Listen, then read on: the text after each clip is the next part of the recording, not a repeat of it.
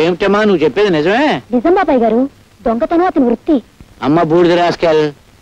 విభూతి పేరు మీద నా మొహాన్ని బూడిద రాశానన్నమాట. వాడికి బూడిద ఎలా రాయాలో నేను చెప్తాను, నువ్వు వెళ్ళి వాడిని ఇక్కడికి పంపించు. పంపించు పంపించు.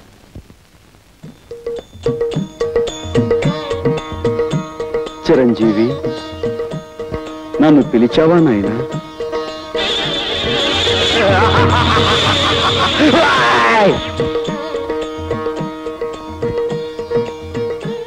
ఏమిటి నాయనా ఆ చూపు? ఇంకాస్త బూడిద నోట్లో పోయమంటావా?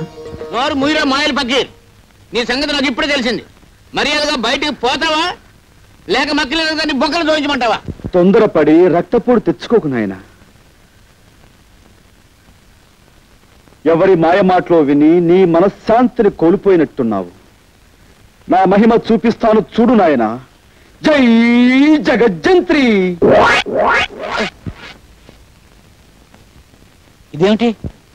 నన్ను మాయల పకీరు అన్నావుగా, ఇదిగో ఇది నా మంత్రదండం.